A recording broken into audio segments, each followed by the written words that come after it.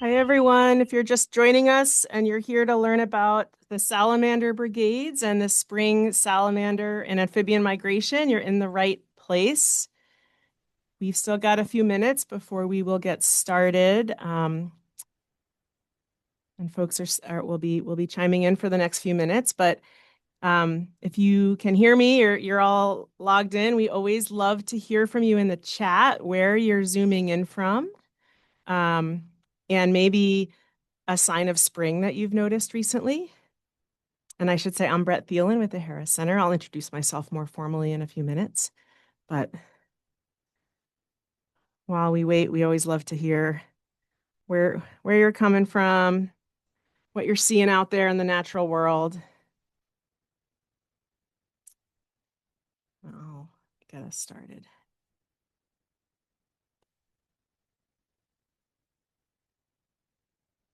I saw my first red-winged blackbird yesterday, which was pretty exciting. I did hear tell that a few people saw wood frogs last night out and about. I haven't seen a frog yet this year, but they're just around the corner waiting for us. So those of you who are just joining us, we're going to give it just another minute for folks to join, but we'd love to hear where you're zooming in from in the chat and any fun signs of spring. Mud, it is for sure mud season around here. Yes, red-winged blackbirds, for sure.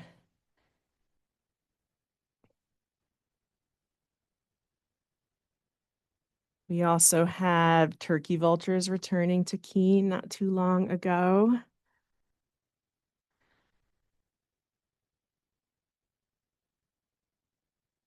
Pussy willow buds, that's nice. A plant sign of spring.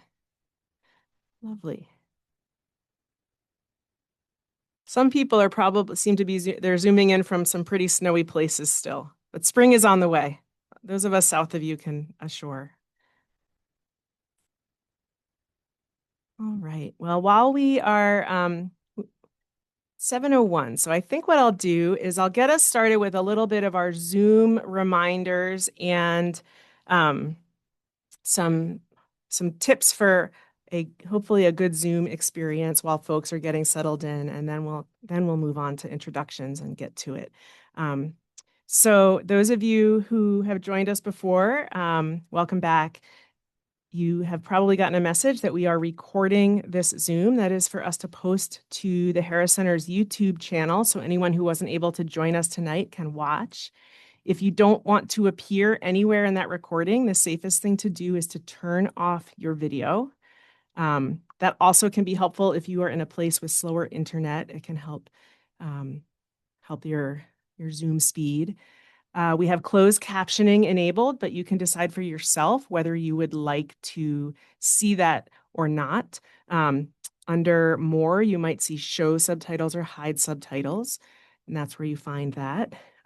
We have disabled the ability for people to unmute themselves because there's a lot of folks signed up for tonight, and we want to keep things streamlined. But as you know, now you can use the chat, and we encourage you to put your questions in the chat and to keep any conversation there on topic with our Salamander Crossing Brigades and spring amphibians topics for tonight. Did I miss anything, Susie? No, Brett, you got it all. Okay. Sounds great. Thank you. Okay, wonderful. So with that, I'll do some welcomes and introductions. So welcome, everyone. I'm Brett Thelen. I am the Science Director at the Harris Center for Conservation Education. I have been coordinating our Salamander Crossing Brigade project this will be my 20th spring. I'm joined here tonight by Nate Marchessault, our staff ecologist, who helps run the crossing brigades with me. Do you want to say hi, Nate? So folks can see you. Hey, folks. And also our community programs director, Susie Spickle. You want to say hi, Susie? Sure. Hi, everybody. And Susie and Nate will be keeping an eye on the chat, answering some of your questions there, and then also kind of collecting questions for the end for all of us to talk about. And so I know we have folks coming from all over the place. And so I want to just say a few words about the Harris Center for those of you who might be new to us. The Harris Center for Conservation Education is a nonprofit organization based in the Monadnock region of Southwest New Hampshire, where we help people fall in love with the natural world. We do that through land protection. We've now protected more than 27,000 acres of land for people and wildlife alike. Much of that is open for hiking and birding and herping and other recreation. We coordinate conservation research on that land and throughout the region, including the project you're going to learn about tonight. And then really at the heart of everything we do is education for all ages, from babies in backpacks to residents of retirement communities, all points in between. We have an incredible calendar of events every year, and we just posted all of our spring events. So, and many of them, there's also Zoom opportunities. So if you are far afield, hope you'll check out our Zooms. If you are close to home, we'd love to see you out in the natural world with us. And all of that's available at harriscenter.org. And I want to also just say none of that's possible without the support of our really generous community. And I know there are many of you out there. So thank you so much for your support. And if you're new to us, we hope you'll join us. So with that, we're going to get to the night's, the main event here. So I'm going to share my screen. Okay, can you see my screen okay? Yes. Awesome, thank you. So tonight I'd like you to consider tonight an invitation to what I think is one of the most magical events in the natural year, the spring amphibian migration. It's just around the corner. And not only is it an invitation to the spring amphibian migration, but it's an invitation to help, to make a difference. And so through our Salamander Crossing Brigades program, which is focused on the spring amphibian migration, as well as helping these critters on their way in a world that is crisscrossed by roads. And so what we'll cover tonight, a few things. Here's our outline. We're going to start with just talking about the spring amphibian migration. What is it? When is it? We're going to talk about the different species that you might see out and about on migration nights and how to identify them.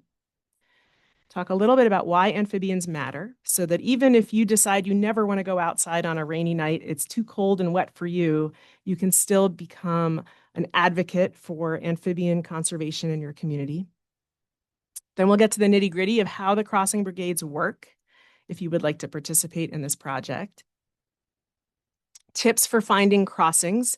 Some of them have already been identified. We'll talk about that. And those of you who are further afield might be looking to find these places in your communities.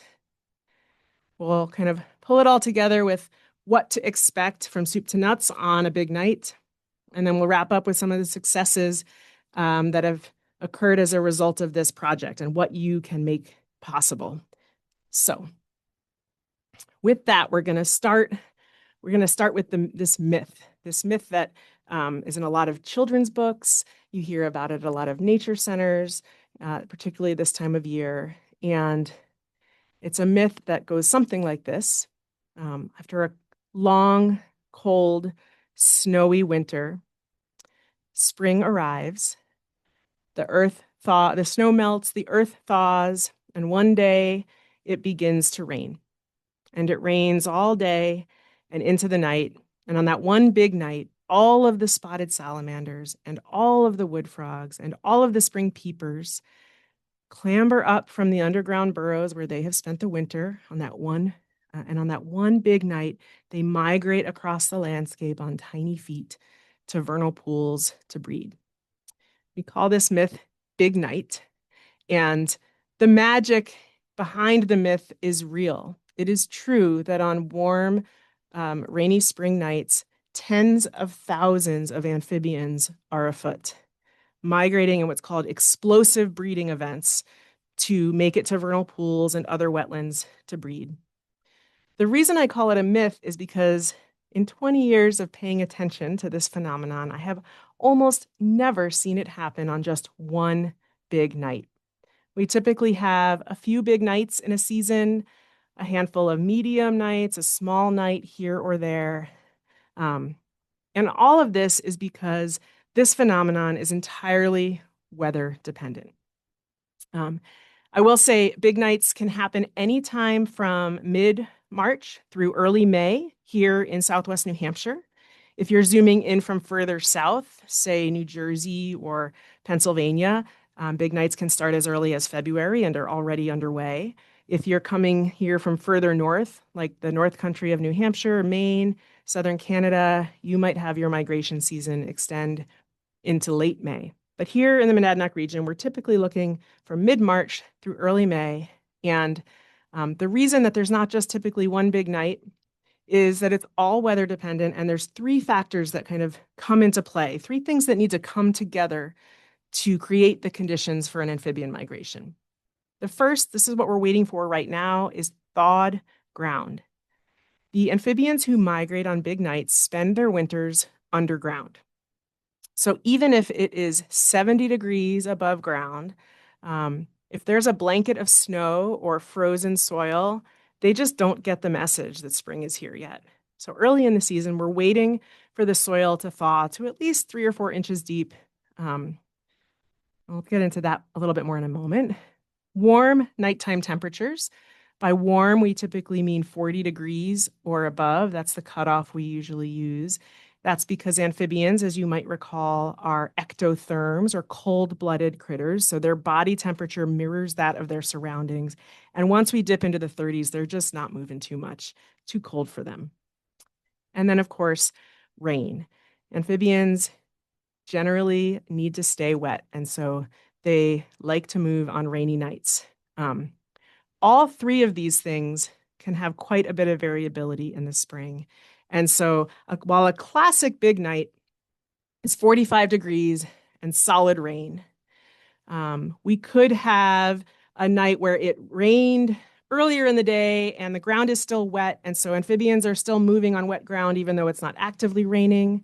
We could have a night where a migration starts because it's 43 degrees, but then the temperature dips into the 30s and the migration peters out. Some seasons, if we have a really long dry spell, wood frogs will get impatient and just move in a light fog or very humid evening. So there's a ton of variation here, but we're typically looking for rain and temperatures in the 40s at night. And then, of course, this is a project that's focused on road crossings, amphibian road crossings. So why did the salamander cross the road? Why are they moving across roads? Why aren't they staying in safer places? And the answer is pretty simple. These early spring migrations are breeding migrations. So they are moving from the woods, where they spend most of their lives, to vernal pools and other wetlands to breed, to court, to lay their eggs.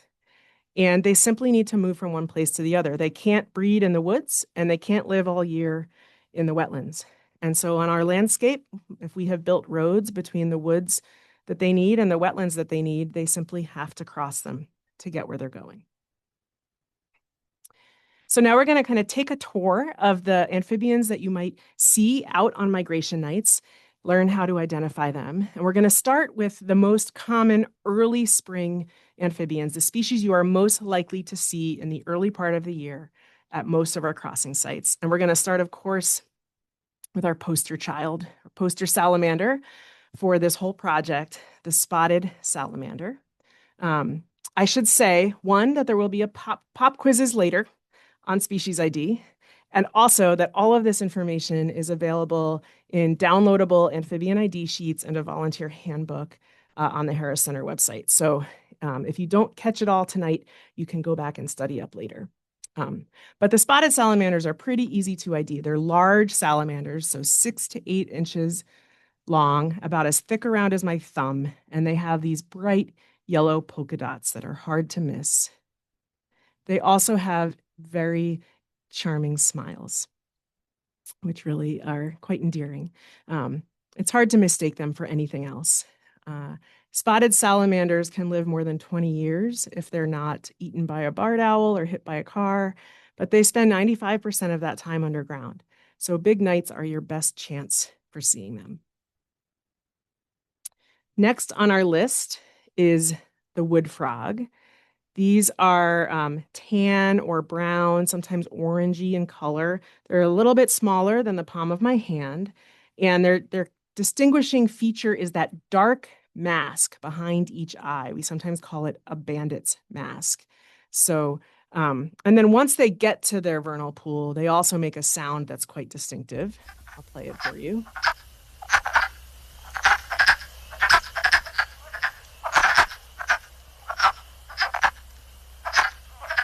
It's not ducks. Sounds like ducks, but it's actually male wood frogs chorusing in their vernal pools, singing. So that's pretty distinctive, although they won't make that call during the migration, just after they've gotten to the wetland. And this is my cue to remind you of their superpower, which is that they are capable of freezing solid. This is how they spend the winter. Their heart stops beating. Their lungs stop breathing. They produce a kind of natural antifreeze to protect their internal organs, and up to 65% of their bodies can freeze.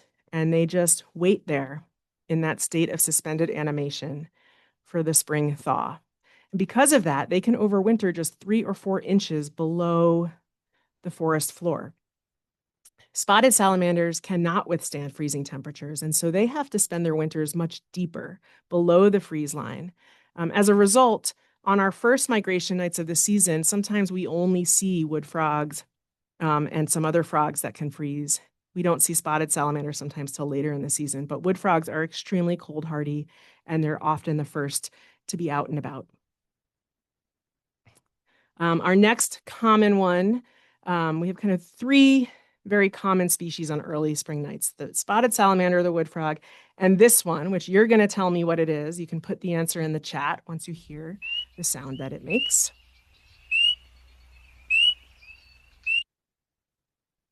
Oh, yes, so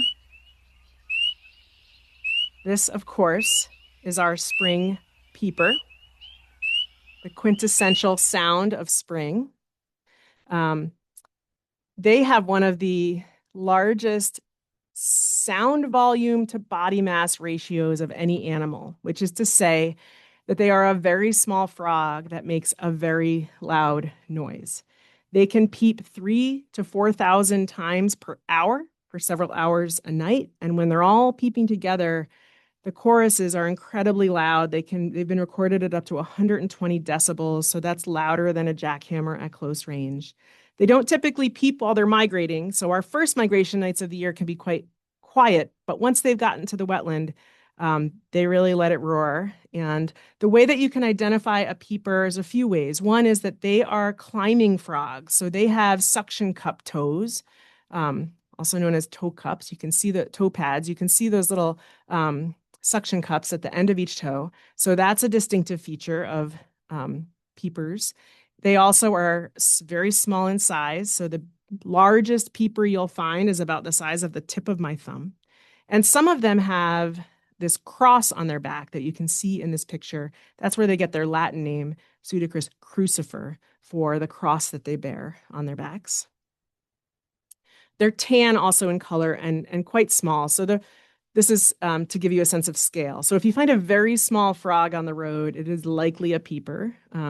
Although we all start out small, so sometimes you might find smaller individuals of other species, but then you can look for their toe pads, you can look for the cross on their back, you can look for their smooth tan skin. So those are our big 3. If you can learn to identify those 3, you'll be in really good shape for being out on big nights. We have a 4th species that occurs at a handful of sites in our region. This is a species of greatest conservation need, an at-risk species, and so it's much less common, but we do have it at some of our road crossing sites in Southwest New Hampshire, including Jordan Road and Keene. This is the Jefferson salamander. It's related to the spotted salamander, but slightly smaller, so 5 to 7 inches instead of 6 to 8. Instead of the bright yellow polka dots, it has kind of pale blue flecks on a light gray skin.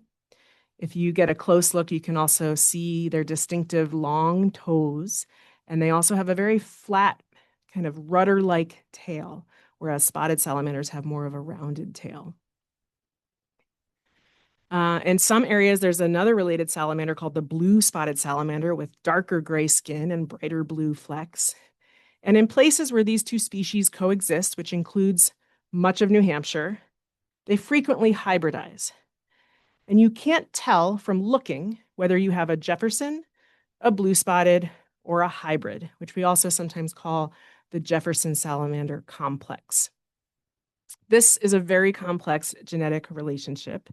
It challenges really the notion of what it means to be a species in some ways.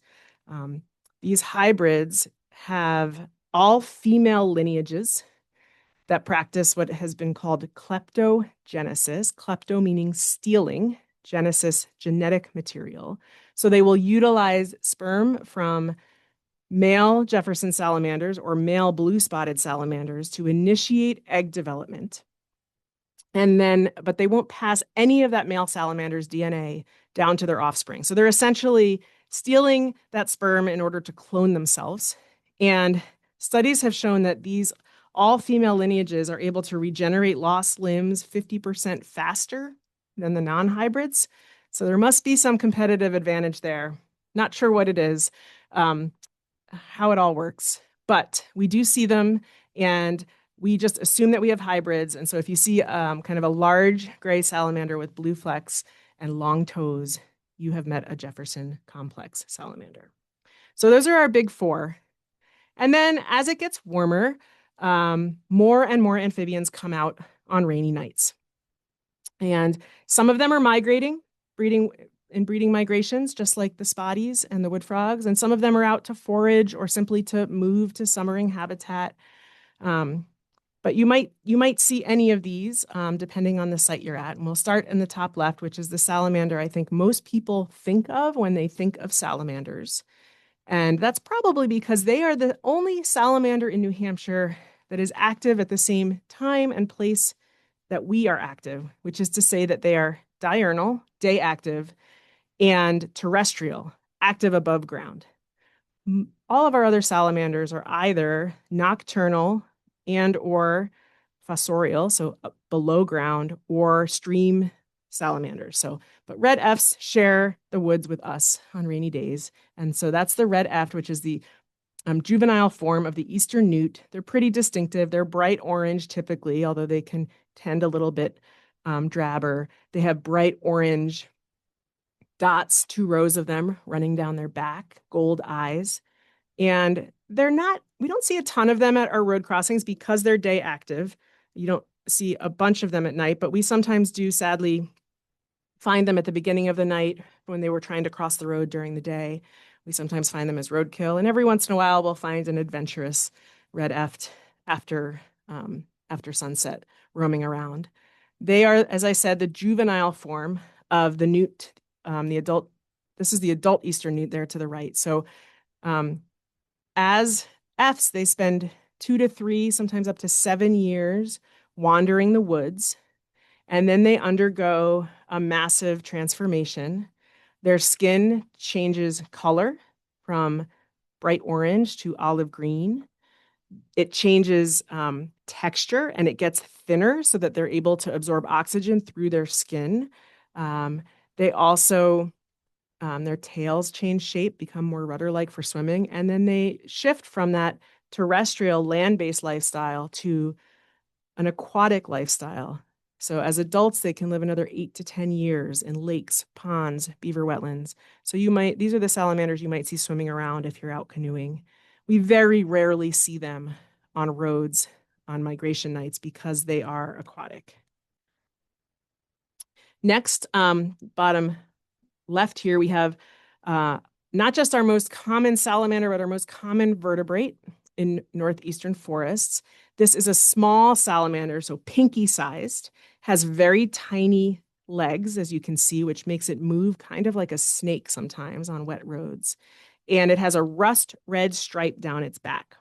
This is the salamander you're most likely to find if you turn over a log in the woods or maybe see in your woodpile, the eastern red-backed salamander. So the key identifiers there are they're pinky-sized and have a stripe down their back and small legs. And we do see them on migration nights later in the season. To the right, we have one that is only found at some sites. This is a little bit bigger than our redbacks. This is a swamp salamander. So we find them most often at crossing sites near sphagnum moss wetlands. Forest Lake Road in Winchester is one of our crossing sites that has a ton of these. Their name, four-toed, comes from the fact that they have 4 toes on their rear legs, whereas most other salamanders have 5 toes on their rear legs. But I do not recommend that you try to count their toes in order to identify them because they're very tiny toes and hard to see. Instead, you can look for a few things. One is that constriction at the base of their tail, kind of looks like an hourglass. That is distinctive for them. And in fact, that is the place where if they feel threatened by a predator, they can detach their own tail and leave it wriggling there to distract the predator while they make a hasty escape. So that's what that constriction does for them. It makes it easier for them to detach their tails. They also have white, you can't see as well in this picture, but white bellies with black flecking on them. So the hourglass at the base of the tail and the white bellies with black flecks are distinctive for the four-toed salamander. And last but not least, we have this one. This is also kind of a pinky size salamander. This is a stream salamander, so you're more likely to see them at road crossings near moving water. They're yellowish in color, and their distinctive characteristic is 2 black lines running parallel along the length of their bodies. This is the northern 2-lined salamander. So that is kind of our quick tour through the salamanders that you might see out and about on a rainy night. And now we'll move over to the frogs. Again, these are our frogs that we might see as later in the spring, later in April and into early May. We'll start with what might be the cutest of them all in the top left there. This is our gray tree frog. So like the spring peeper, this frog has toe pads, has those suction cup toes for climbing. That's one of their identifying characteristics. Another one is their bumpy bark-like skin. So they live primarily on bark, as do their prey and their predators. They live on bark, they look like bark, they eat critters that live in bark. They are tree frogs truly, but they come down in the middle of the spring to migrate to wetlands to breed. And so size-wise, they can be anywhere from thumb-sized to palm-sized. They're typically gray, but they're masters of camouflage and can sometimes change their color to match their surroundings. So they might also appear brownish, or the young ones sometimes look bright green. Moving along here to the top right, we have a frog that is often confused for a leopard frog. I don't even have leopard frogs in this slideshow because they're so uncommon in our area. But what is quite common are pickerel frogs. Pickerel frogs have, whereas leopard frogs have rounded spots, pickerel frogs have boxy rectangular spots running down their back. During the breeding season, they also have yellow inner thighs, if you can get a look at those. That's an identifying feature. They're not out and about in a breeding migration the way that gray tree frogs are, but they do go out and about to forage on warm, rainy nights. So you might see them on the road in all sizes. The biggest you'll see is about palm size for those guys. But the distinguishing feature there is those rectangular boxes on their back. Bottom here, we have 2 lookalikes. They're quite similar. There's a few key differences. We'll start with the green frog on the left, and then we have the bullfrog on the right. So if you find a frog that weighs 5 pounds, that is a bullfrog. No other frog in our region gets that big. But we often see a lot of young bullfrogs on the road, and there you need to look for other identifying characteristics and how to tell them apart from green frogs. They're both greenish in color. They both have really variable skin patterns and textures. Sometimes they're kind of all green, sometimes they're mottled. The way that I tell them apart is I look at their backs. Green frogs have ridges running down, parallel ridges running down the lengths of their back, dorsolateral ridges, and bullfrogs do not. So if you see a greenish colored frog and you're not sure what it is and you want to send a picture to us for ID, try to get a picture that shows their back, because that's the first thing that I look for when trying to tell a green frog from a bullfrog. And they will not only be out and about on spring and summer nights, they're out on spring nights, they're out all summer long if it's warm and rainy, mostly foraging. Last but not least, a class all their own, one of my favorites, the American toad. They do undertake a breeding migration later in the spring. They're pretty distinctive because they're stout and they're very warty and they're grumpy. And you probably have seen them in your garden many times. They are a great friend to your garden because they're great connoisseurs of insects that might otherwise eat your plants. But the key for toads is their kind of bumpy, warty skin, their upright posture, and their grumpy disposition. So a few lookalikes and commonly confused species, how to tell one from the other. Gray tree frogs and American toads both have pretty bumpy skin, but their colors are a little different. So gray tree frogs are grayish or green. Toads are more brownish or orange. They also have different toes. Toads have pointed toes for walking and hopping, whereas our gray tree frogs have those suction cups for climbing. And they also have different postures. So an American toad is often much more upright than a gray tree frog. So those are, if you find a frog with bumpy skin, look at its toes, look at the color of the skin, and look at its posture to tell one from the other. We also have two frogs here that both have those suction cup toes. So if you're not sure whether you're looking at a gray tree frog or a spring peeper, because they both have similar toe pads, look at their skin. Gray tree frogs, again, have that really bumpy skin that is kind of gray or green in color. And spring peepers have tan skin that is much smoother. And last, we have here our spring peeper and our wood frog. These are often out together on the very same nights. And you sometimes will see a very small wood frog that is the same size as a peeper. How do you tell them apart? You look for the dark mask behind their eye. If they have that dark bandit's mask, it's a wood frog. And if they don't, it's probably a peeper. So after all of that, what if you find an animal and you can't tell what species it is? This is a great picture sent in to us from last season of a salamander that just didn't fit any of the descriptions on our ID sheet. And that's because it turns out this is a spring salamander, primarily a stream dweller. It only comes out every once in a while on the rainiest of nights. And so we don't include them in our volunteer materials. But if you're not sure, there's two things you can do. If you're out at one of our well-established crossing sites, we may have a lead volunteer there, who we call a site coordinator. They're there to help, and they have really studied up. And so you can ask them for help with ID if you're not sure. And if there isn't a site coordinator or they're not sure, simply take a picture, send it to me. We love to look at pictures of amphibians and help with species ID. So, Nate, is there any pressing questions before we move on from our species ID section? We should be good to go. Awesome. Thank you. Okay. So that was our kind of species ID roundup. Now we're going to talk a little bit about why should we care about amphibians? Why do they matter? So that even if rainy nights turns out they're not your thing, you can still be an advocate for them in your community.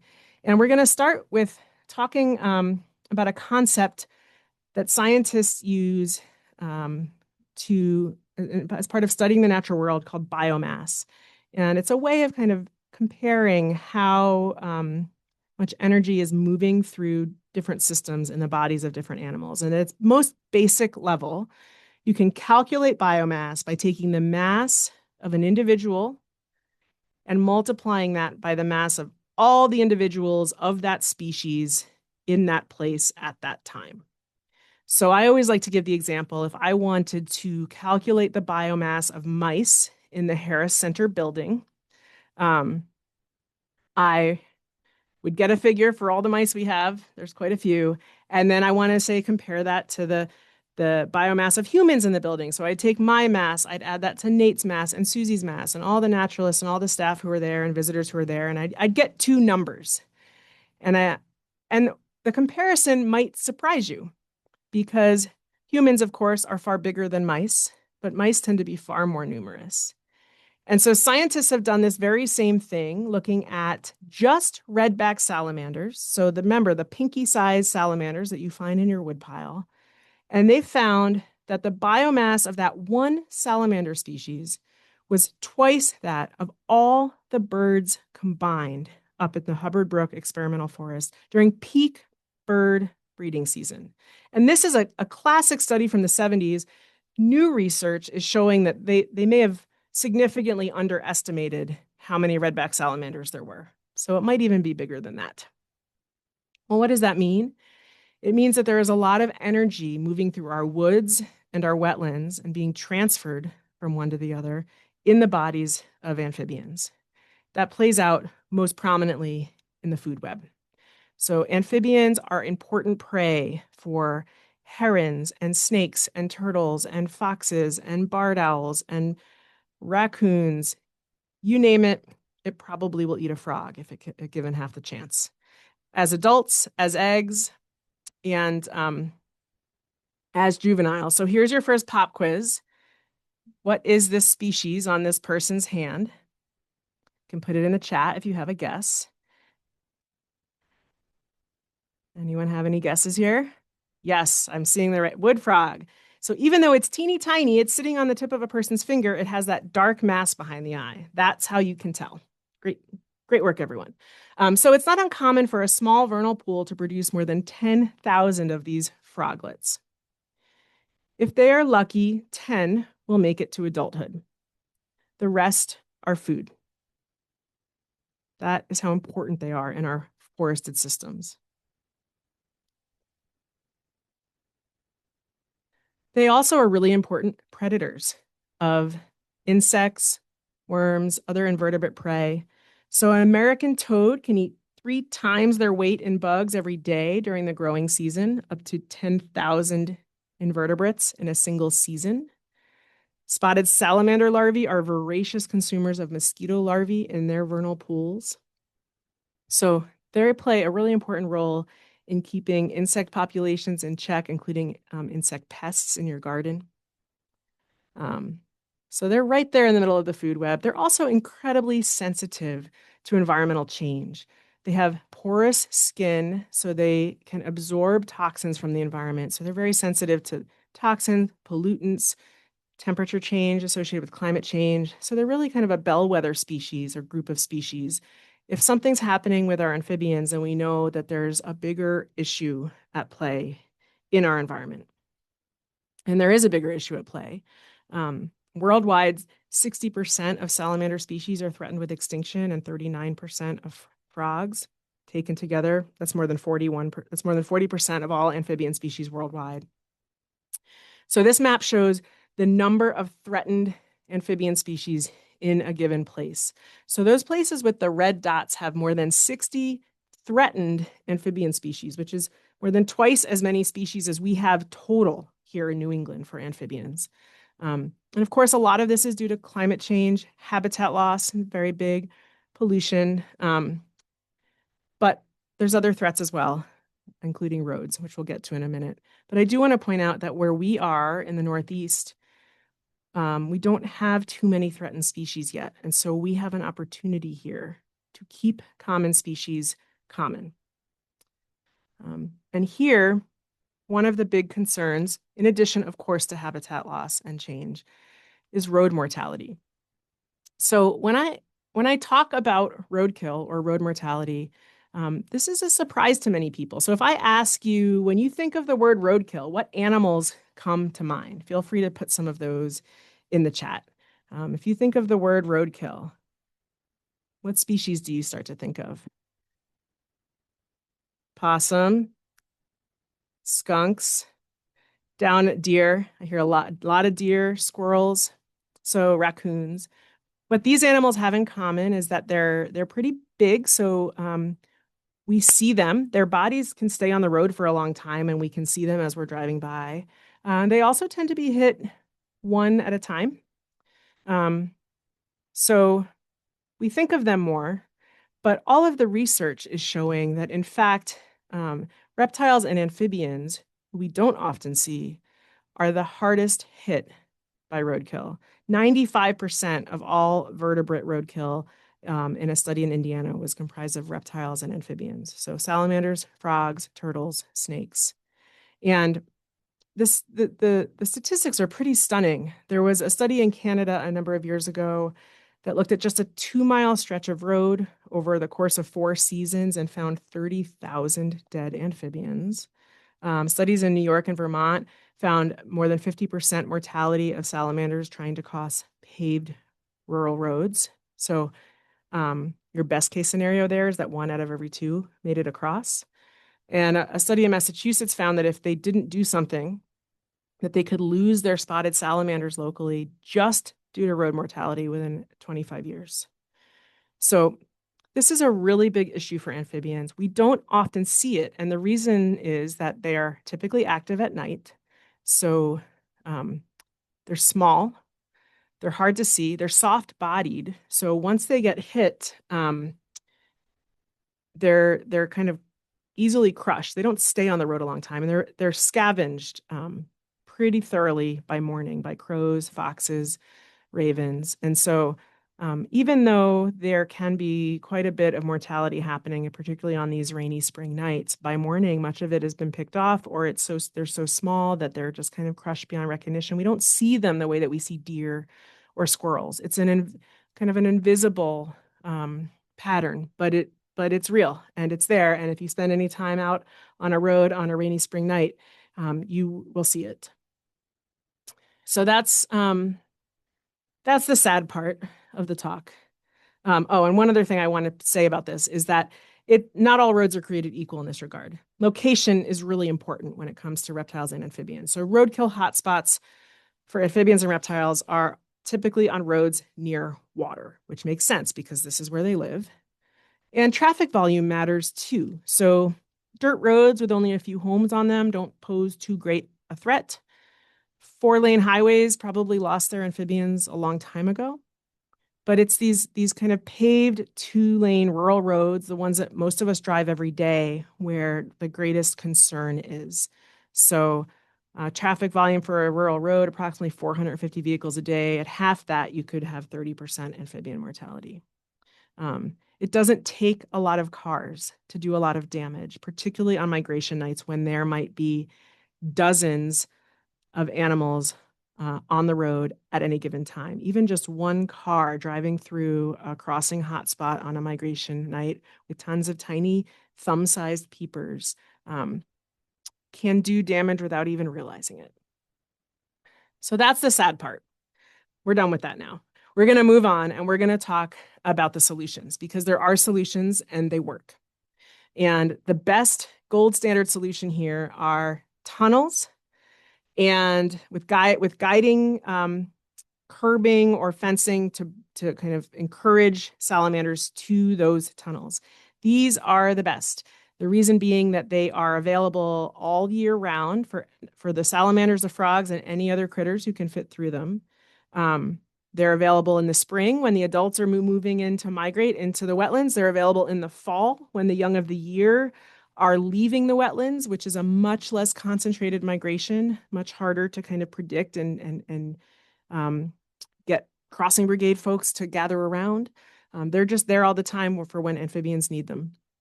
And they work. This is a picture from Moncton Road in Moncton, Vermont. This is a really incredible and inspiring project. This is a site that was experiencing 50% mortality for amphibians. They have a number of rare species there. And after 10 years of data collection, planning, fundraising, they were able to put in 2 tunnels as well as kind of guide walls to guide the salamanders to the tunnels. The idea being that the salamander tries to cross the road where it always has crossed the road, but it hits a fence and has to walk along that fence line until it gets to the tunnel. So here's a picture. It doesn't look like much, but it's a pretty exciting picture to me because this is a trail cam photo of the very first spotted salamander to be recorded migrating through one of those tunnels under Moncton Road. This project started in 2016. They made some tweaks and kind of finished it up in 2018. That first season, they recorded more than 2,200 amphibians using the tunnels. They did pre and post monitoring. So they monitored for 5 years before the construction of the tunnels, 7 years afterwards.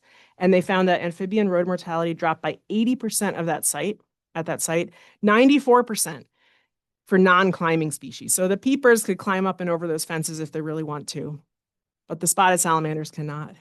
So that is hugely successful and a model for all of us, inspiration for all of us. The challenge here is that they're also quite expensive. So this project cost somewhere between $300,000 and $400,000, and that isn't possible or even appropriate for every site. So other solutions are that you can close roads on these big nights to protect the migrating amphibians. These are happening more and more these days. I just learned about some new ones in Pennsylvania today that they're doing this. New Jersey, they're doing this. There's an area in Philadelphia where they close the road for toads. This is a very low-cost solution, and it's certainly better than leaving the roads open. It's tricky because it relies on a human being to accurately predict the migration, which requires accurate weather forecasts, which can be quite tough. And it also, is geared towards the biggest nights with the most number of amphibians. But if you have a whole bunch of small nights, dribs and drabs of movement, they're not as well protected by road closures because the road closures really are kind of for these more concentrated nights, but they're still a great solution. However, before you can do road closures or tunnels, you need to have some information. You need to know how many amphibians are crossing a road, where they're crossing roads, what species are involved, because it doesn't really make sense to close a road if there's 10 frogs on that road in a night. But if there's 1,000 frogs on that road in a night, and if there's a rare species in the mix, well, that's a different story. And so this is where the salamander brigades come in. This is projects like this were founded to help create conservation solutions. And our project has 3 goals. The first is simply to reduce roadkill associated with the spring amphibian migration, 1 frog at a time. We are getting out there. We're going to talk more about this. We're moving them off the road to keep them from getting hit by cars. Really simple action that means all the difference for that individual amphibian. We're also collecting data that can be used to inform these other conservation solutions, things like tunnels, things like road closures, things like land conservation projects to protect the habitat that they need on either side of the road. So this is where the community science piece comes in, the data collection to help inform longer lasting solutions, because we can't carry every frog across every road, and we shouldn't try. We should be looking for places where we can make an even bigger difference through infrastructure, through habitat protection. And then also, we want to increase public support for amphibian conservation, for people to think about this as part of their lives, as part of their neighborhoods and their communities. You might come away from this talk tonight feeling like, I don't really want to go out on a 43-degree rainy night, but you might think about those frogs, and maybe instead of going out with the salamander brigades, you'll say, I'm going to wait, and I'm not going to drive tonight because I know there's frogs on the road. And so I'm going to wait and do my errands tomorrow. And you've done something huge just by not driving. You are supporting amphibian conservation in your communities. So those are our goals for the Salamander Brigade project. And now we're kind of get into what did the brigades do and how do they work? But before I do that, I just want to check in. Nate, is there pressing questions on the last couple sections there? We're good to go. Awesome. Okay.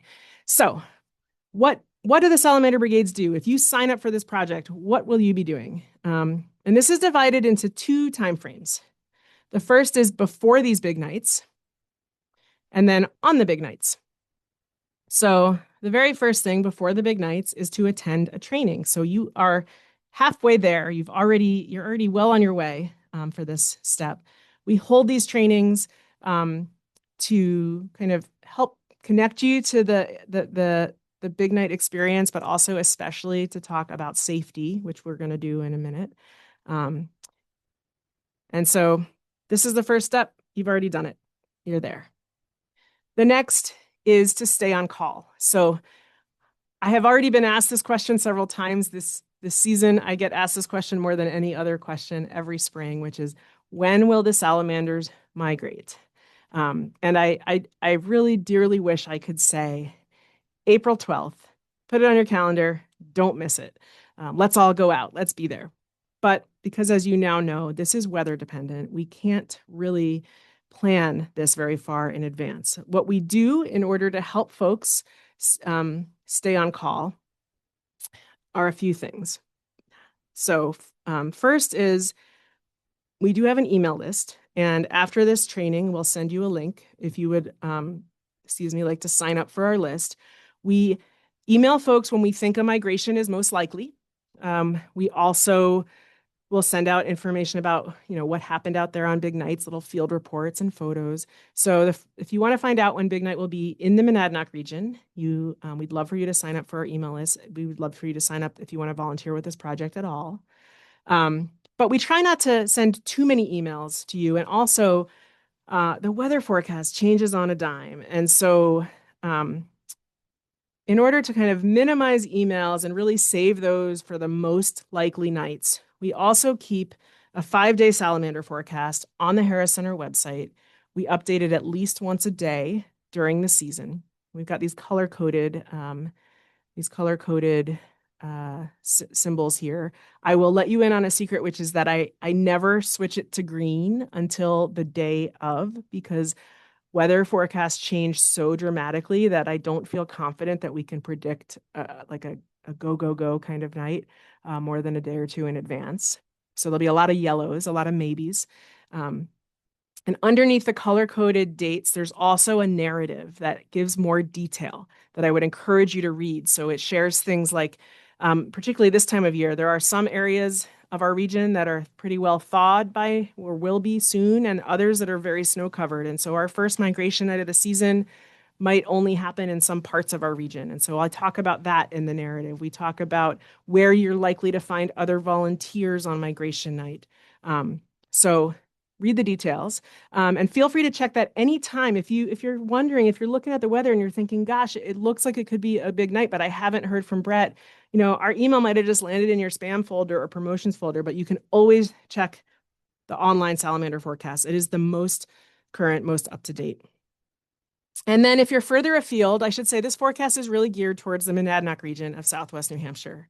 And I know there's folks that are zooming in here from other places, and I can't predict your weather or your salamander probabilities, but you can do what I do and simply watch the weather, looking for thawed ground, rain after dark, 40 degrees or higher. So that is you staying on call. And then while you do that, you can get your go bag ready, or gather your field gear for your nights out on the roads. So what does that look like? What do you need to go out? Oh, before that, we have another pop quiz. So what is this species here that is looking rather gruffly? Yes, I see some answers out there. American toad, warty, bumpy, grumpy. You got it. Okay. Here we go. What do you need to bring with you or wear when you're out on migration nights? The very first and most important thing is a reflective vest. This is the most important piece of safety equipment. Will help you be visible to cars. This is so important that if you don't have a reflective vest or can't find your reflective vest, don't go out that night. Do not leave the house on a migration night to be on a road without a reflective vest. It is that important. They're fairly inexpensive. You can find them at sporting goods stores, of course, online. If you're coming to one of our kind of well-established crossings, we may have reflective vests there to loan to you for the night. We have our site coordinators have extra vests with them, or if cost is a factor, but this is absolutely key. Next is bright lights. And making sure that you have fresh batteries for them or that they're charged. Cell phone flashlights are not bright enough. You cannot see a spring peeper with a cell phone flashlight.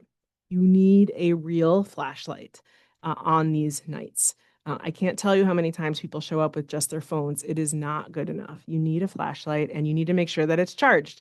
Don't just grab the one that's been sitting in your kitchen junk drawer for the last year and a half with really, near dead batteries and expect it to do what you need it to do. So flashlights are really excellent because you can direct the beam of light. So they're really good for looking for critters on the road. Headlamps are really good for seeing data forms, for writing down your counts, and for being extra visible to cars. Many of our volunteers use both. If you have to pick one, pick the flashlight because that will help you see critters better. And make sure that it's charged or that you have extra batteries if you need them. Next, you want to make sure that you have rain gear. It will be raining. That is the thing about big nights. And so rain jacket, rain pants are very helpful. If you wear glasses like I do, a brimmed hat to keep the rain off your glasses. Also, we always call these the first warm, rainy nights of spring.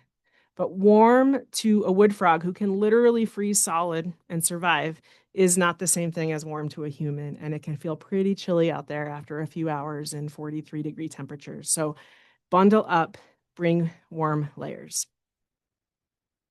Data forms. So we are keeping count. We're going to talk about this in a minute, but we're keeping count of the animals we find. And so we want to do that on data forms. If you are going to a site where there's likely to be a site coordinator, a lead volunteer, we'll talk about that in a moment. They may have data forms for you, which are printed on Write in the Rain paper, has this special coating on it that helps it not fall apart when it's pouring rain.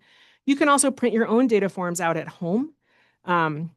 Many of our sites will not have site coordinators. You might be going to a site in your neighborhood. You might be the only people out there. So bring your data forms with you, print them out, and make sure you have a pencil because you cannot use a pen to write on wet paper. You'll want a clipboard or a notepad for leaning, attaching your data forms or writing your notes. And for sure you want a camera or a phone. You will absolutely want to take pictures of these incredible amphibians and share them with everyone that you know.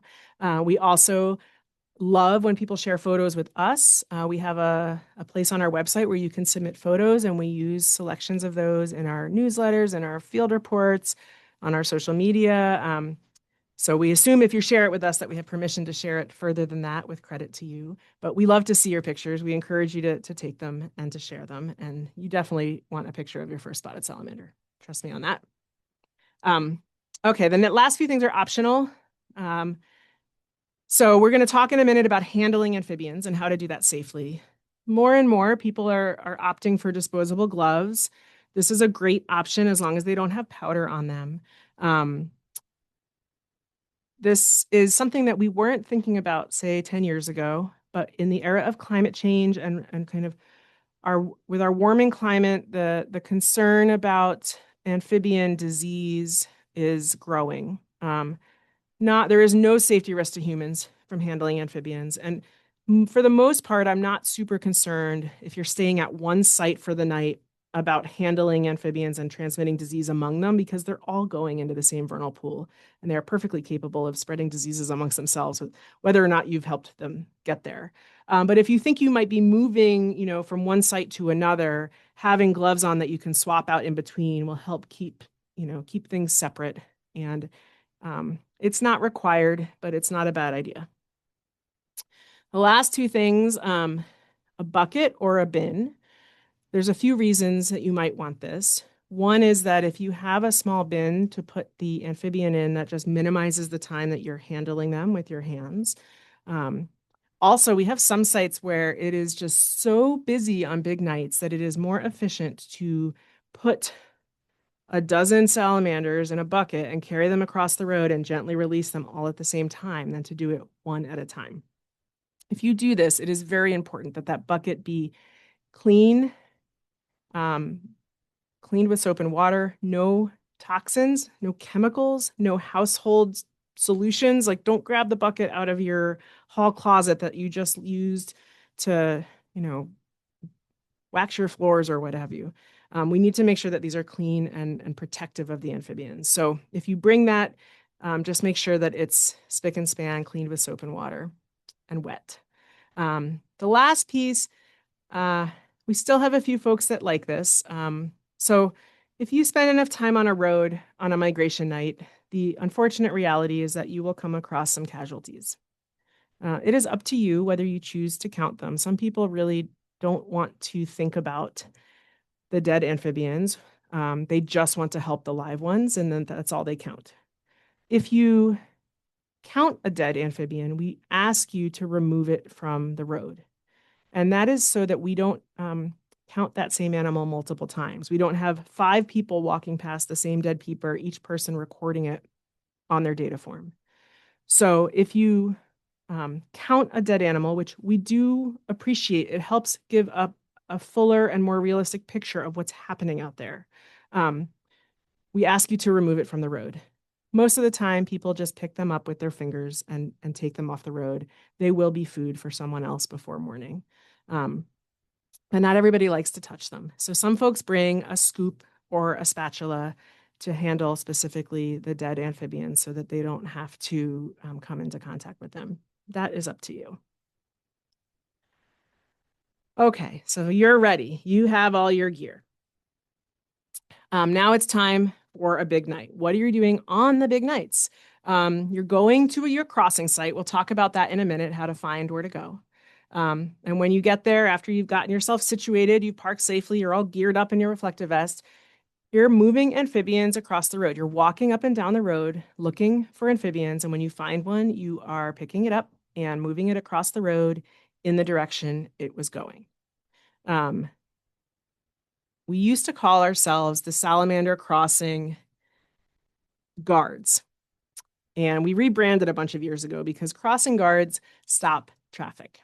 And we do not stop traffic. Our goal is just to move these animals across the road faster than they can move themselves. The reason for that is it's not safe for us to stop traffic. It's also not legal for us to stop traffic. So we are simply moving these animals as quickly and efficiently as we can. So that gets us to handling amphibians. But first, another pop quiz. What is this salamander here in this person's hands? I'll give you a hint that this is a Jordan Road picture. It is in the same family as spotted salamanders, but it is not a spotted salamander. Yeah, I see Ray has it. It's a Jefferson. So this is a Jefferson complex salamander. So it's a tough one, but light gray, no yellow spots. If you really zoomed in, you might see some of that blue flecking. Well done all. Okay. So handling amphibians. This is a question I get a lot. People have heard that the oils on your hands are harmful to amphibians and so that you should never touch them. This is a bit of a myth. It's not so much the oils on our hands that are harmful to amphibians. It's all the stuff we put on our hands that can be harmful to them. They do have porous skin. They can absorb toxins through that skin. And so our lotions, our bug sprays, our perfume, whatever we might have on our hands, those can be toxic for these animals. And so we only want to handle them either with nitrile gloves on or with clean, wet hands. No lotion, no bug spray, and especially no hand sanitizer. That stuff is full of chemicals that is not good for amphibians.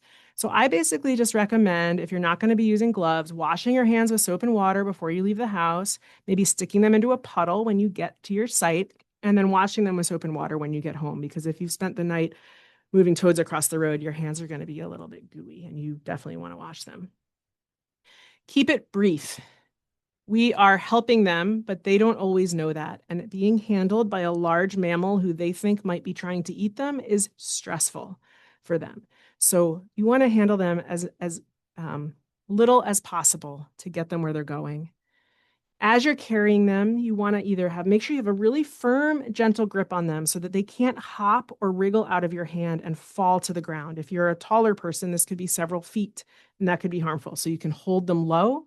You can carry them in a clean container. You can make sure that your hands are cupped over them so that they can't hop out.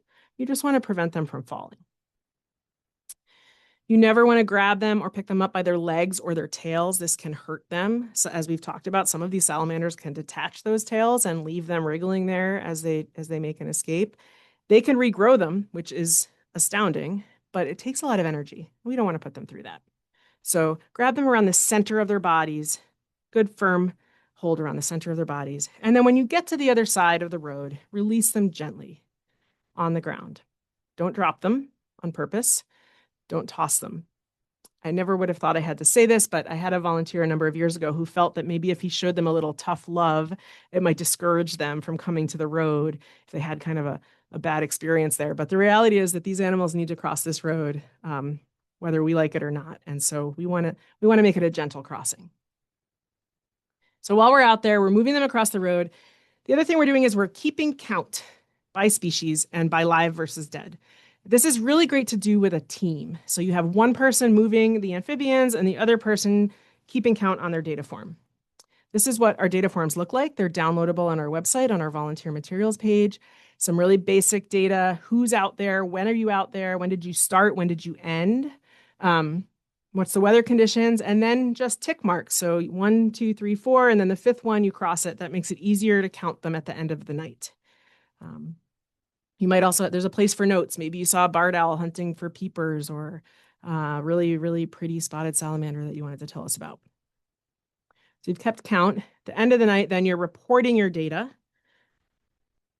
There's 2 ways to do that. One is if you're at a site with a site coordinator, at the end of the night, you can just hand your data form to them and they will compile all the counts. If you don't have a site coordinator, which is probably true for many people, you can go to our website.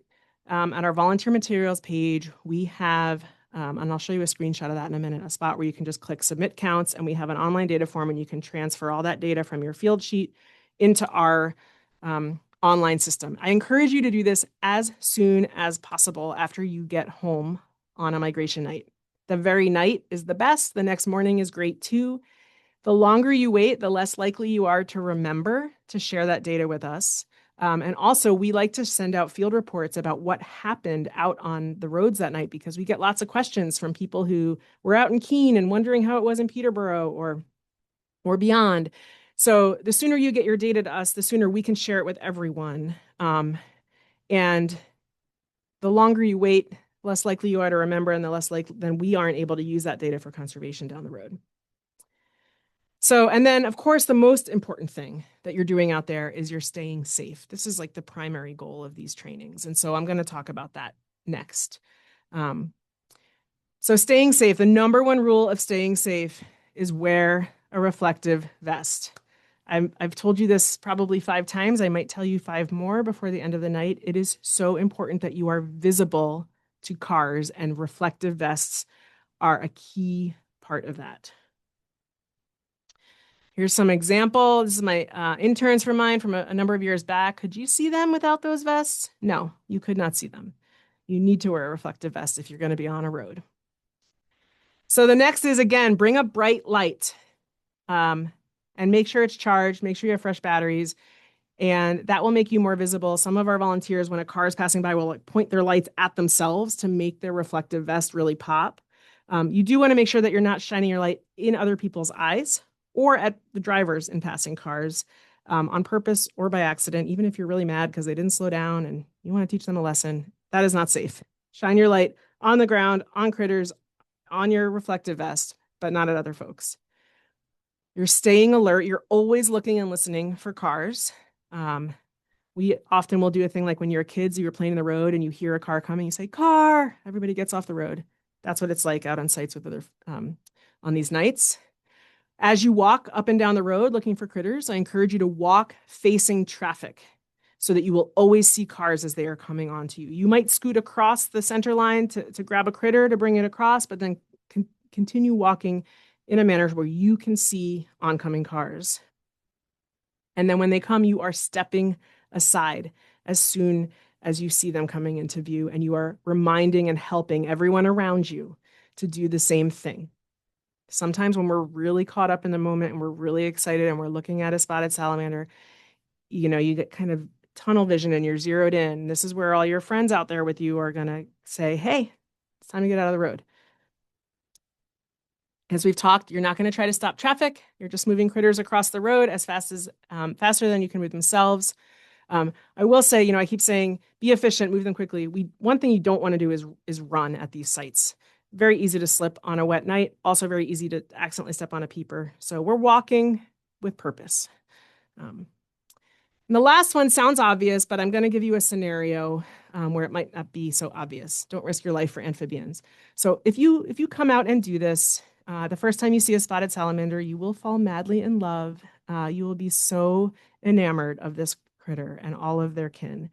And if you stay out there long enough, there's going to be a car that comes by, and eventually you're going to look in the lights of that car because those headlamps are brighter than any flashlight you ever have. And there's going to come a time when you see a salamander or a frog illuminated in the headlights. And their first thought in your brain is going to be, I can run out there really quick and grab that critter before the car gets here.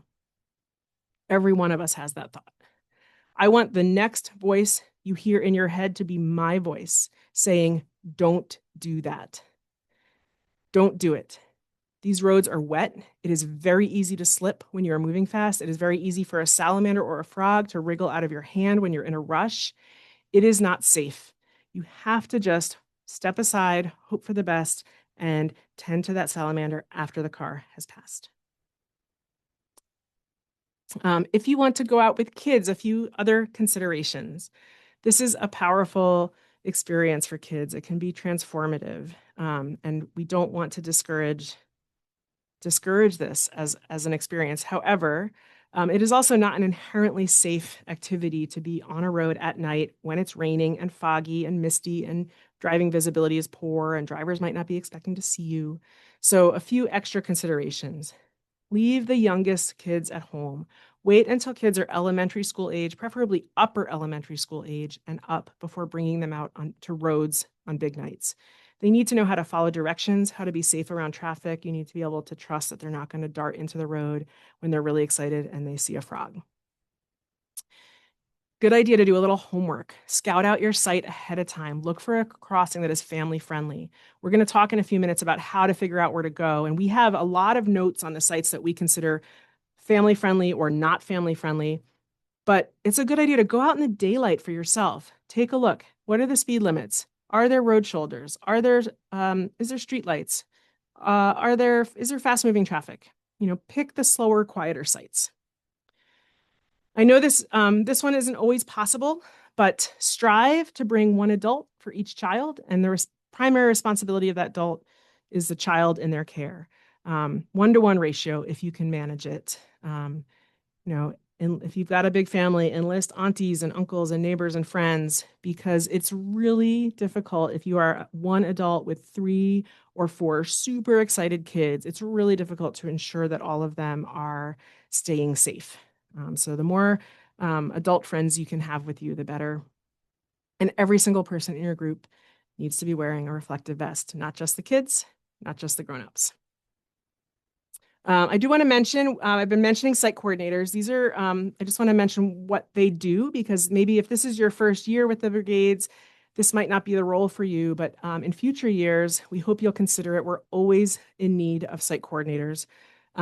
And these are the folks who are kind of your go-to volunteers in the field. So they stick around during salamander season. We try to have multiple site coordinators for each crossing site where we have them so that they can share the load. So if someone's out on vacation, there's someone else who can be there. They keep in close contact with us throughout the season. They let us know if they will be out, and then we put that in our salamander forecast. So if you want to make sure you're out with other people, there's places you can go. They familiarize themselves with their crossing site, where to park, what the traffic's like, where the critters tend to cross. We give them signs, salamander crossing signs, cones, data forms. They keep track of that for the season. They can help orient you to the site, greet you, help you get familiar. They can help you identify amphibian species. And then at the end of the night, they kind of collect all the counts from that site and submit them in a timely fashion to us. So if this sounds intriguing to you, spend a season getting to know a site, and then let me know next spring. We'd love to have more site coordinators in our roster. So big question, where do we go? How do we know where to go? We have a map at our website.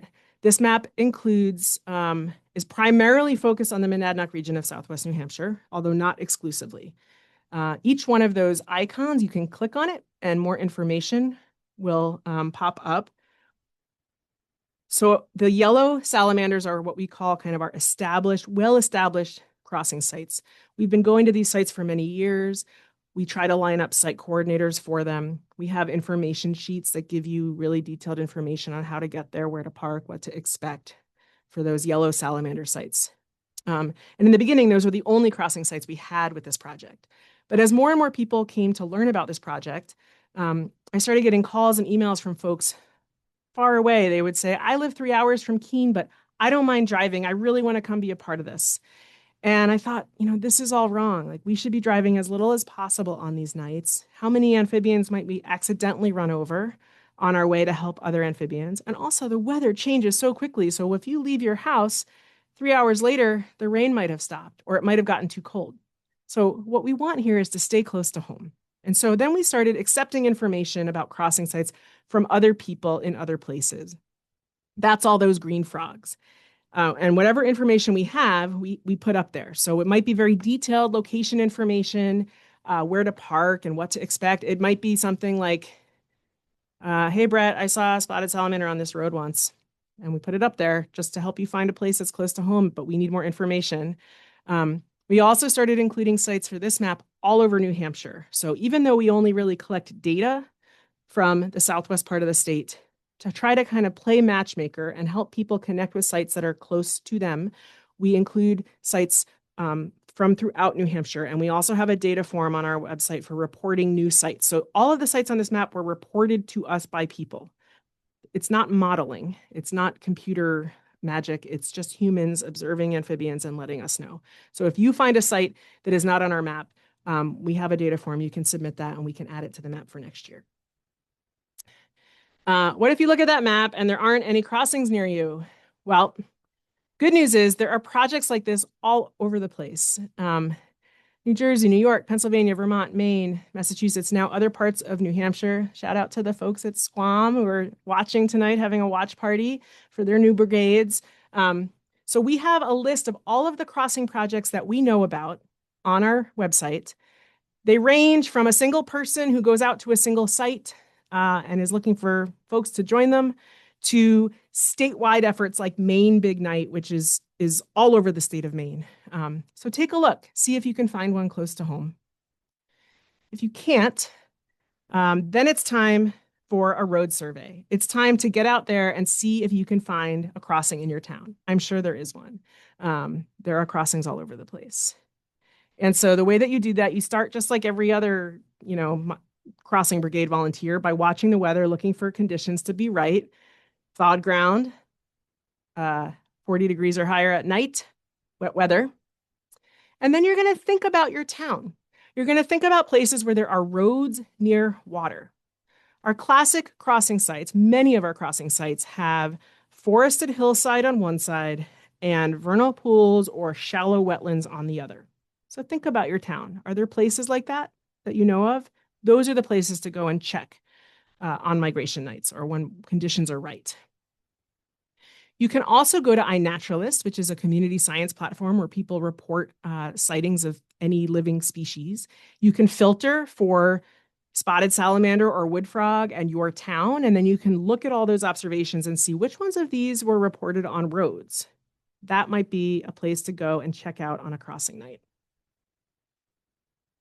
When you go, bring a friend. This is true for any crossings, really, because it's great when you're out there, even at a known crossing site, to have one person moving critters, the other person tallying the data. But when you're doing a driving survey, you really want to have one person focused on driving and one person looking for critters, at least one person. You're going to go really slow on the site, around the sites that you think might be crossings, 15 miles per hour max. Otherwise, you won't see those peepers. And then you're gonna roll down your windows, turn off your podcast or your radio, and you're gonna listen and see if you hear wood frogs quacking or peepers peeping, because that might be the first sign that you're approaching a wetland, a breeding wetland, a crossing site. And you're gonna scan across the road. What you're looking for are pyramid-shaped rocks. Those are frogs. sticks with one upturned end. Those are salamanders. Or more likely, you're going to see roadkill. You're going to see, because these aren't sites that will have volunteers helping. And so a good site might be a site where there's quite a bit of roadkill because they stay on the road longer than the animals that can move off the road. But that's what you're looking for. And if you find one, and you're able to park safely, spend some time there. If you're geared up, if you're ready, if you got your rain jacket, you got your reflective vest, you got your lights, pull over, park safely. Don't park in front of someone's house or in their driveway. They will be nervous, understandably, but, find a pull off and spend some time. We've got data forms for new crossings. On one side, there's information about the crossing, how to get there, safety things like, are there shoulders, are there sidewalks, are there streetlights, is it paved, what's the speed limit? And on the other side is just like our other data forms. You're just keeping tallies. And then you can submit this data like all the others on our website. Okay, so we're going to tie it all together here. What to expect? How is this all kind of fit together? Keeping an eye on time. Yeah. So again, the big night starts before the big night, where you are keeping your eye on the salamander forecast and the weather. And when rain is in the forecast, you're checking and reading our little narrative and saying, does this look like a good night? And you might look a few days out and then keep checking to see how it gets updated. And then finally it turns to green and this is the night and you're going to go out. You will have already researched your crossing site ahead of time. You've already got your gear. So you're pulling it all together. You're getting geared up before you leave the house, your vest, your rain jacket, your headlamps, your clipboard. If you're going to a site that's one of our yellow salamander established sites, there will hopefully be a site coordinator there. You'll know that there's a site coordinator there, or if there's a site coordinator there, because you'll see these salamander crossing signs and some cones. They're the ones who put those out.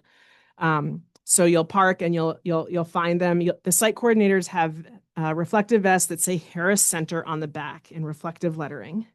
So you'll check in with them. They'll give you a data form if you need one. They'll kind of introduce you to the site. And then you're basically going to walk slowly up and down that street, scanning for amphibians.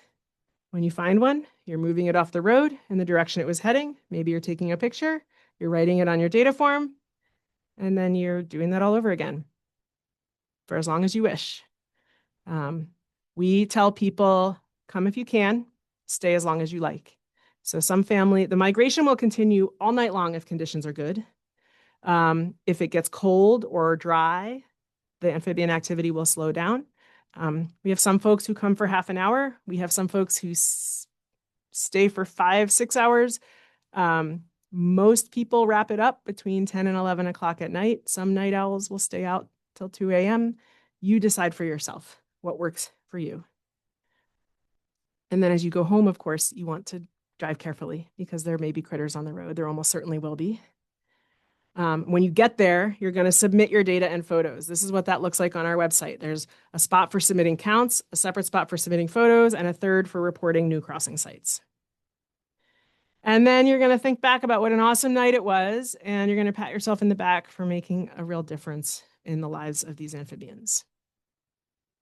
So just a few last things before we go to questions. I just want to mention we do have an interesting project at some of our sites.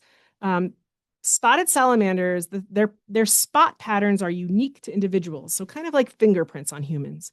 So if you take pictures of them, you can tell whether you have seen that salamander before by comparing the pictures to each other. So at a small handful of our sites, we have a project where we are photographing spotted salamander spot patterns. We're way backlogged on our data collection, in our data analysis. So if you are someone who knows about AI and image recognition, pattern recognition, and want to help us with this, drop me a line, please. I'd love to have your expertise. But even though we're so backlogged, we still have found 35 individual salamanders that have been encountered on at least 2 different occasions on North Lincoln Street in Keene. These are some of them. One was moved across North Lincoln Street by our volunteers 5 years in a row, which is kind of amazing. So if you want to learn more about that, we have more information about that in our volunteer handbook and on our website. I want to end by just sharing some of the things that we have accomplished together.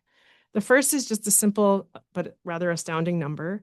Since 2007, our volunteers have moved more than 97,000 amphibians across roads in Southwest New Hampshire alone. Now, some of these might be the same animal moved on their way into the wetland and their way out of the wetland or in multiple years. But this is 97,000 crossings. It's 97,000 chances to court, to lay eggs, to return to their lives in the woods. And we all do this together. It adds up. And as I've said, we're collecting data, and I often get a lot of questions. People every year will say, well, how are the salamanders doing? Or how is their populations? Or how does this site compare to that site? And, we're collecting data, and there are limits to what our data can tell us. Because it's community science data, because we say, come if you can, stay as long as you like, we can't really say things like how populations are doing. Because if you had a 1 year where all of the rain came at 2 a.m., our numbers are going to be really low. And it's not because salamanders weren't moving, but it's because people weren't awake and out there counting them.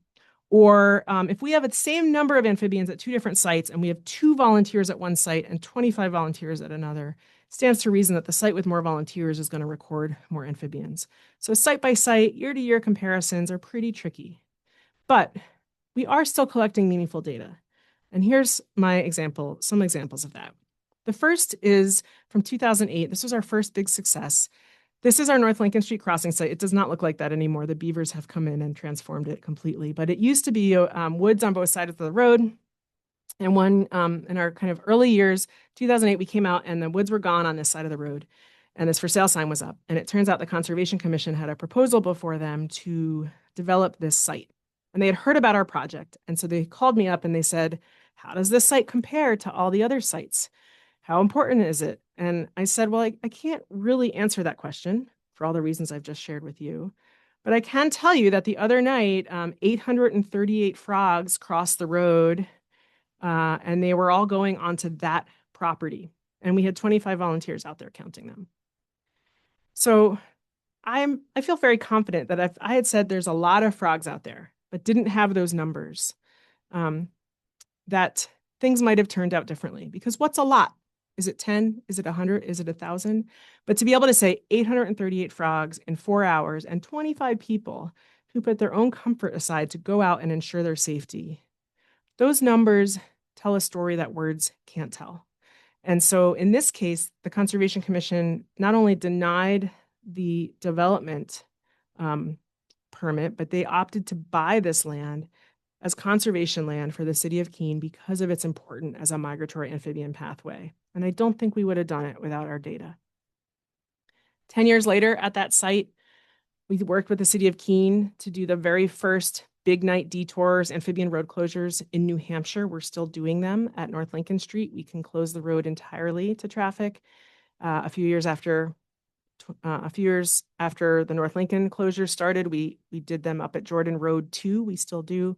That site, there's no possible detour for the folks who live on that road. So that site's only closed to through traffic. But the data and the community engagement are what made this happen.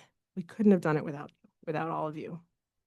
And then really, really, really exciting for me is, and for all of us really, is that we are now just starting a project to install New Hampshire's very first amphibian underpasses. The project, you won't see it on the ground for a little while. It's in the very early phases, design, permitting, planning, but it has been funded. And these tunnels are planned for Jordan Road in Keene. And they are going at that site because of our data, because we documented the continued presence of an at-risk species, the Jefferson salamander, because we have volunteers going out year after year collecting that information.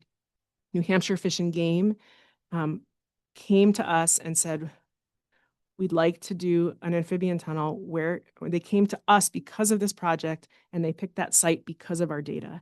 And they are now working with the city of Keene and the Harris Center to put our very first amphibian tunnels in. And, we'll put ourselves out of business at Jordan Road in a few years where they hopefully won't need us up there anymore because they'll be able to cross all on their own, which is wonderful. So last pieces, I just want to leave you with your last pop quiz. Who is this frog? Any ideas? This is a frog with some gray and bumpy skin. Yes, gray tree frog. Excellent, excellent work, folks. Okay, so before we go to questions and I let you go, a few homework assignments for you. The first is go to our volunteer materials page, click the sign up to volunteer button, and give us your information if you want to be on our email list and you want to volunteer. We don't assume that because you attended this training that you will volunteer with us, because I know there are people here from many different states who may not wish to hear about our salamander forecast or volunteer with our program that might want to be taking this home. So you have to tell us that you want to hear from us and you want to be part of this project. So we'll send the links out, and maybe maybe Nate can put them in the chat or Susie, but sign up to volunteer. While you're there, please fill out our liability waiver. They're both online, takes a minute. That's it. We have on that same page our volunteer handbook. Please read it. If I have forgotten anything important, it will be included there. It also has amphibian ID sheets, information on the spot pattern project. There's also on that same page a Nature Minute video from New Jersey. It's a little bit old by now, but it gives a great sense, if you haven't been out on a big night, for what it's like out there, for how amphibians move across the road, for how to pick them up. It's like 5 or 6 minutes long. It's well worth your time. Give it a watch. And then go get your reflective vest. And with that, we have a few minutes for questions, and we can stay a little longer for folks who are able to stay. So with that, thank you all for being here. And Nate, are there questions that we should answer? That was great, Brett. Thanks so much. Maybe we could get Brett a little round of applause here. One question that you touched on a little bit, but maybe we can reinforce it since we have a lot of people from outside the Monadnock region. Georgia had asked, I live in eastern central New Hampshire, not in your region. How do I know where to look on big nights? Yeah, so Eastern Central New Hampshire. So first thing I would do is I would look at our other Crossing Brigade program page just to see if you happen to live near some of these other programs that are getting going, like the one at Squam or there's some folks at Tin Mountain, which is probably not your region. I would also look at our Crossing Brigade map, because even though our work is focused in Southwest New Hampshire, we are including crossing sites that anyone reports to us from throughout the state on that map. So there might be someone else might have reported a crossing in your town. So check out the map and see what's there. And if you strike out on those two counts, then it's kind of time for that road survey in your town and thinking about places in your town where there's a wooded hillside on one side of the road and shallow wetlands or vernal pools on the other, and just scoping them out with a friend on a warm, rainy night. Awesome. Asa also asked the question, do culverts inadvertently end up being good crossings for amphibians? That is a great question. I get that asked a lot. And unfortunately, the answer is not usually. And that's because most culverts that are put out there are designed to convey water under roads. They're designed to help streams and other water pass under roads without flooding the road. And these amphibians, although they are heading towards water for egg laying, they are not wanting to travel through water to get there. And so the culverts that are useful for amphibians are typically going to be more similar to the forest floor. They're going to be damp and have leaf litter and that sort of thing. But if there's flowing water through them, they won't, amphibians won't use them. Awesome. Rick asks, does calcium chloride have harmful effects for amphibians? Yeah, that's another great question. So road salt is a concern. It's a concern in multiple levels. It can create water quality issues in roadside vernal pools and wetlands that can negatively affect egg development and larval development. There's also been more and more instances of reported of frogs in particular that have edema, so like really severe swelling that is thought to be a result of exposure to road salt. And our colleagues over at Maine Big Night are actually seeking reports of frogs like that. They're trying to track this phenomenon across the landscape. I've only seen it a handful of times myself, but yeah, it can be a concern. My understanding is that they can recover from that edema. They can, once they get into water that is low salt, they can heal from that, but it certainly also negatively impacts the young when it washes into nearby wetlands. Maybe one more question. Asa asked, can you describe what a vernal pool is/looks like? Yes, great question. I used to have a whole set of slides on that and I cut them for time. So I'll just say quickly that vernal pools are depressions in the forest floor that fill with rain and melting snow. Um, and so they kind of look like wicked big puddles in the woods. They're just big pools that are in the woods. And what's special about them is that they're kind of isolated. They fill seasonally, and then they typically dry by late summer. And that matters because it means that fish cannot live in them. Fish can't persist there. And fish, if given a chance, would love to eat amphibian eggs and amphibian young. And so spotted salamanders and wood frogs and Jefferson salamanders have adapted to breeding in a place where they don't have to worry so much about predators because there are no fish in vernal pools. But if you are walking around in April and you find a really big puddle in the woods and you hear a bunch of quacking in it, that is a vernal pool. Great. Thanks so much, Brett. I think maybe we'll end it there, call it a night. Yeah, that sounds good. If you have other questions, you can email Nate or I, and we will send an email with the recording and a bunch of resources for you by early next week. So thanks everyone for joining us, and excited to see you out there on a rainy night.